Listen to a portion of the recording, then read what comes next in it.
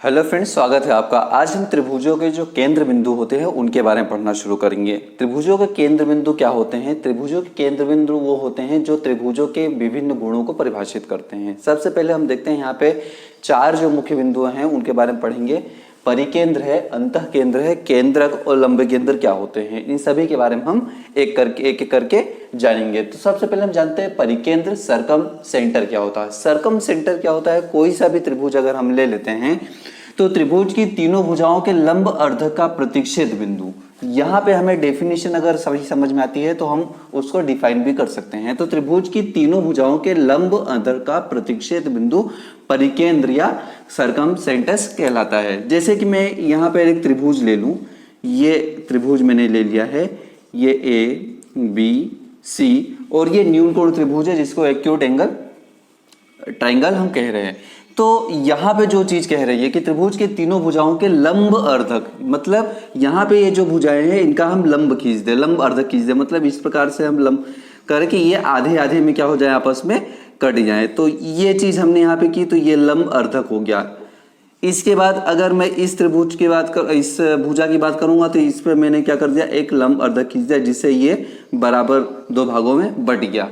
और इसके बाद अगर यहाँ पे जो लंब अर्धक हमने किया, यहाँ पे इसको हमने इस टाइप से खींचा कि ये यहाँ पे लंब बन गया। तो यहाँ पे ये जो प्रतिच्छेद बिंदु है, लंब अर्धक हमने जो खींचा इनसे, मतलब हमने इसको लंब डाला है सभी भुजाओं पे, और सभी भुजाओं पे लंब डालने के बाद जो भी यहाँ पे हमें प्रतिच्छेद बिंदु प्राप्त हो रहा है वह क्या कर रहा है, इन सभी भुजाओं को अगर बराबर भागों में बांटते हुए हम काटते हैं तो ये जो पॉइंट होता है इसे हम कहते हैं परिकेंद्र कहते हैं। परिकेंद्र से ये जो आपको बाहरी ओर दिखाई दे रहा है, अगर मैं यहाँ पे इसको बनाते हुए एक सर्कल बना दूं तो इसको मैं बोलूंगा परिवृत्त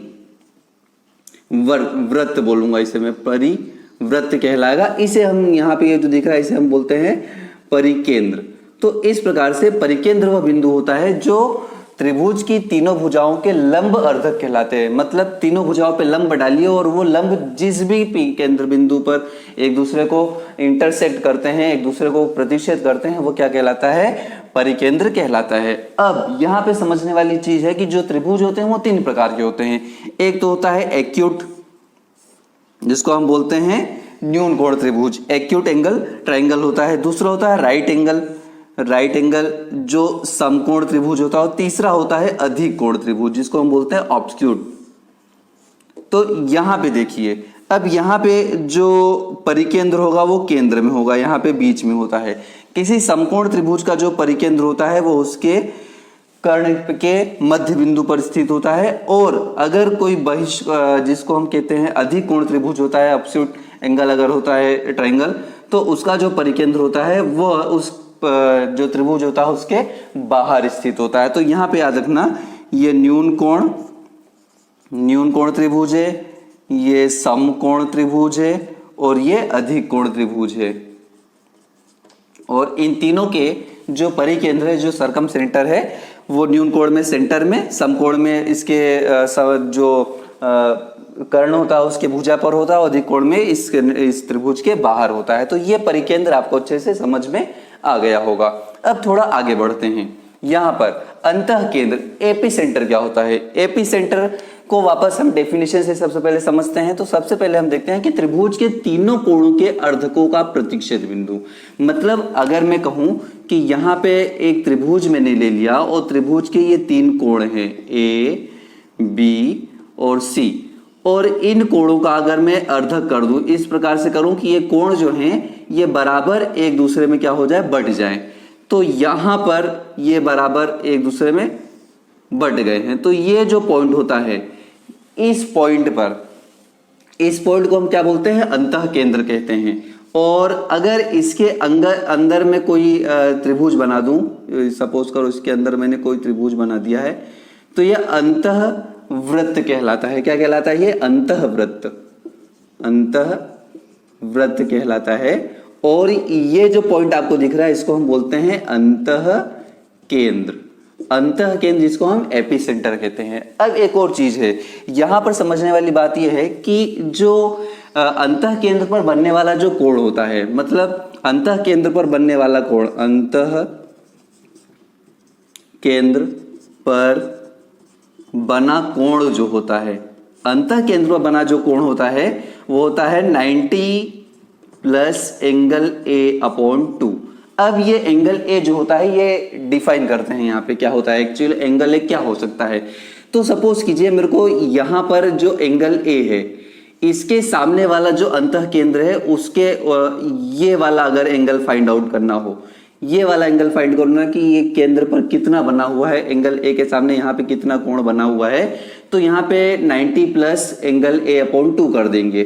लेकिन अगर यहाँ पर हमें ये जो ए और सी है इसके बीच का अगर मुझे त्रिभुज ज्ञात करना है तो सीधी सी बात है इसके सामने वाला जो यहाँ पे एंगल है वो है बी है, तो ये एंगल ए अपॉन 2 उसके लिए एंगल ए यहाँ पे बी हो जाएगा।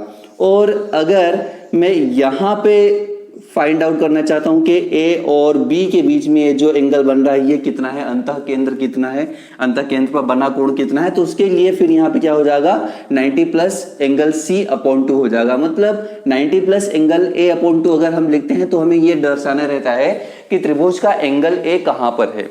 तो एंगल ए अगर हमें ज्ञात होता है तो हम ज्ञात कर सकते हैं उसके अंतः केंद्र पर बना हुआ कोण कितना होगा।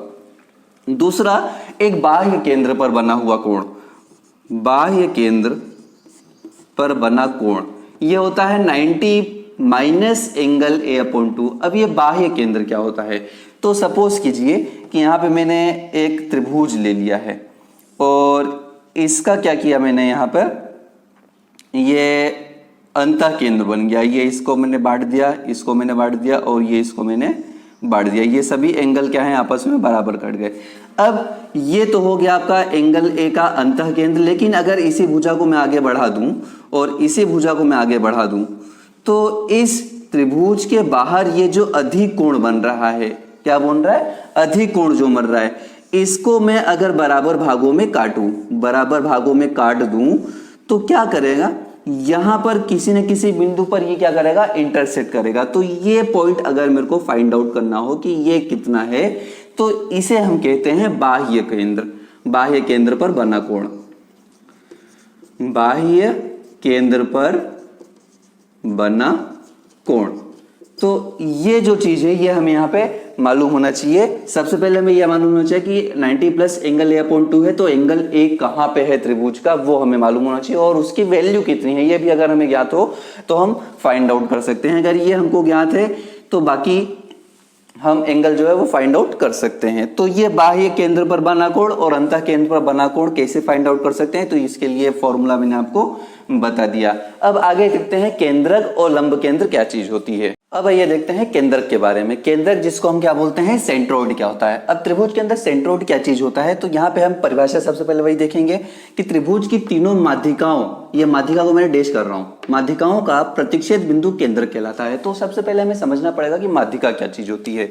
तो ये रहा हमारा त्रिभुज, और त्रिभुज पे हमने क्या किया, शीर्ष से सामने वाली भुजा पर ऐसी लाइन खींचे कि वो सामने वाली भुजा को बराबर भागों में बांट दे। तो ये इसको बराबर भागों में बांट देता है। दूसरा, ये यहां से खींचा तो ये सामने वाली भुजा को बराबर भागों में बांट देता है। और यहां पर अगर मैं खींचूंगा तो ये सामने वाली भुजा को बराबर भागों में काट देता है। तो ये जो काटने वाली भुजा होती है इनको क्या बोलते हैं, माध्यिका होती है। तो ये पहली माध्यिका है, ये दूसरी माध्यिका है और ये तीसरी माध्यिका है। अब होता क्या है कि त्रिभुज की तीनों माध्यिकाओं का प्रतिच्छेद बिंदु, अब ये तीनों जो माध्यिकाएं हैं, पहली, दूसरी और ये जो तीसरी है, इन तीनों का जो प्रतिच्छेद बिंदु है, यह प्रतिच्छेद बिंदु क्या कहलाता है, केंद्रक कहलाता है।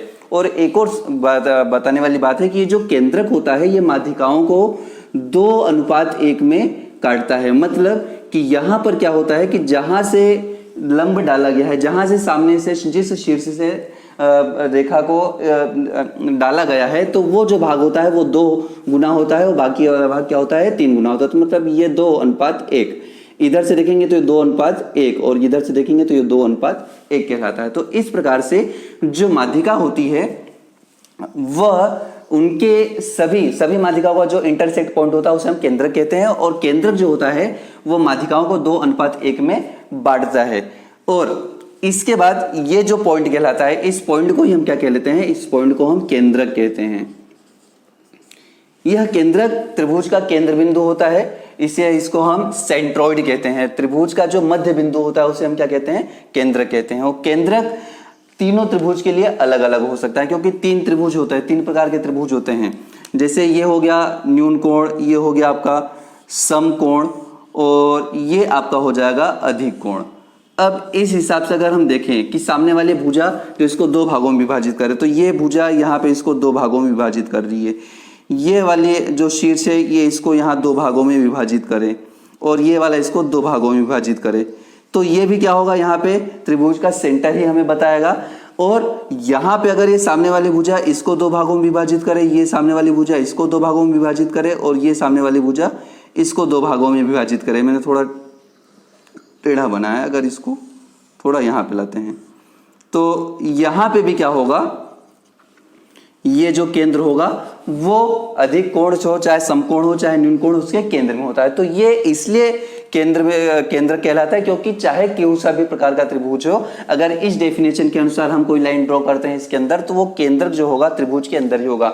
जबकि हमने पहले वाले में देखा था जो अंतः केंद्र था, उसके लिए अंतः केंद्र इस वाले त्रिभुज के लीन कोण के लिए अंदर था, समकोण त्रिभुज के लिए उसके कर्ण पर था, और जबकि जो अधिक कोण था उसके लिए बाहर स्थित था। तो उसे हम परिकेंद्र कहते हैं, लेकिन उसे हम केंद्रक नहीं कह सकते। केंद्रक हमेशा त्रिभुज के अंदर ही होता है, चाहे किसी प्रकार का त्रिभुज हो।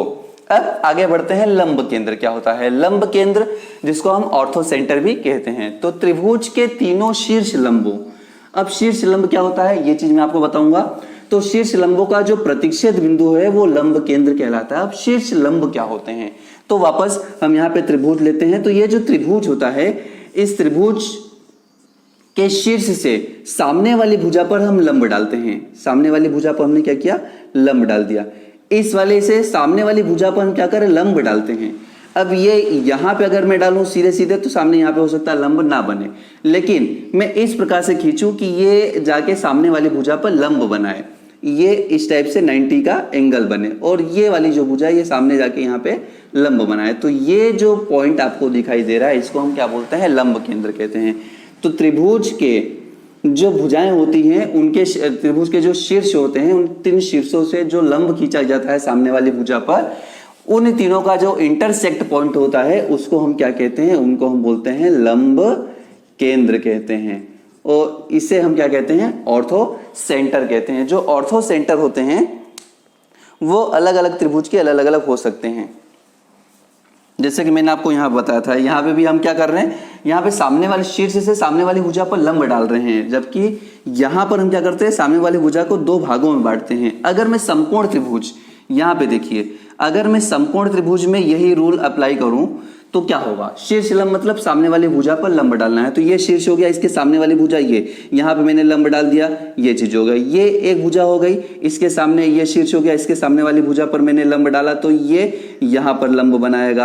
अब ये क्रॉस पॉइंट हो गया, और यहां से अगर मैं यहां डालूंगा तो ये चीज यहां पे आ जाएगा।